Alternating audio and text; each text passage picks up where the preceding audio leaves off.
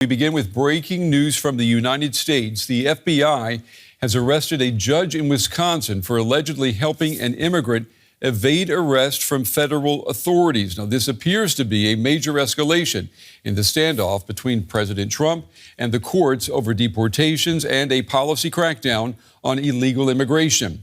FBI Director Kash Patel made the announcement on X, which he then later deleted. He said that the FBI believes Judge Hannah Dugan intentionally led agents away from a man that they were trying to take into custody at her courthouse last week. All right, we want to go straight now to our Washington correspondent, Benjamin Alvarez Gruber. He's following this story for us. Benjamin, all right, talk us through this. What exactly is this judge being accused of?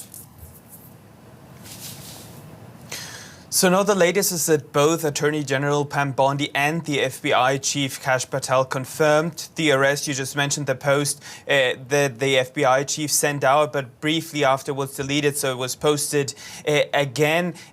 Pam Bondi said no one is above the law, and referring to this arrest that happened earlier today with federal agents that detained a Milwaukee County Circuit Judge Hannah Dugan at a couple of hours ago. She appeared briefly in a federal court, has since been released. So that's the latest information that we have, also by words by her attorney that says that she protests her arrest. This judge in Milwaukee, that's in the state of Wisconsin, is being investigated on whether she tried to help an undocumented immigrant avoid arrest after he appeared in her courtroom last week. She is accused of escorting a undocumented man from Mexico, Eduardo Flores Ruiz, and his attorney through the jury door on April 18 as a kind of way to help avoid a possible arrest. We're still waiting on information on the arrest warrant, the criminal complaint that are not yet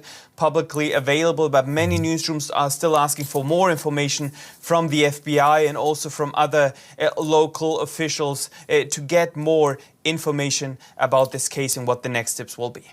Benjamin, we know that the Trump administration has repeatedly criticized judges, particularly in cases that deal with illegal immigration.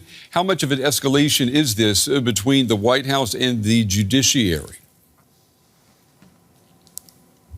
It is a massive escalation, as this is the first case, publicly known instance of the Trump administration accusing a local official for allegedly interfering with immigration enforcement. But the attacks by the Trump administration against judges of every level up to the Supreme Court are not new.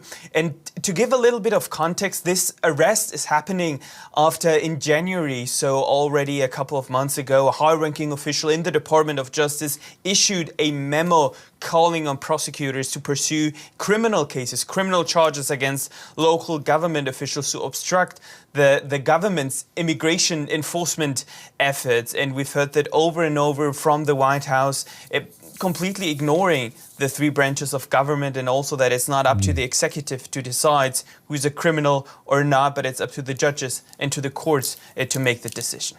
And Benjamin, how unprecedented is this, the FBI arresting a judge?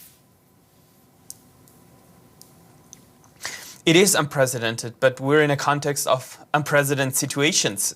The conversations over a constitutional crisis that many already see in this country started growing even more after the case of this father in Maryland that was supported to El Salvador, where even the White House admitted in court that it was a mistaken deportation with this agreement with El Salvador, where the Supreme Court weighed in and said that the Trump administration needs to facilitate that return, but nothing has happened there yet, with many seeing already a constitutional crisis with the executive, with the Trump administration ignoring this Supreme Court order. So it's not a surprise that the attacks on judges and also telling federal prosecutors to file a criminal complaint is leading to this case. As I said, the first publicly known case that will definitely lead to a lot of reactions here from Washington, and also asking the Federal Bureau of Investigation for more evidence accusing it to say if actually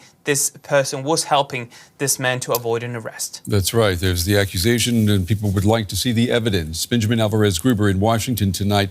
Benjamin, thank you.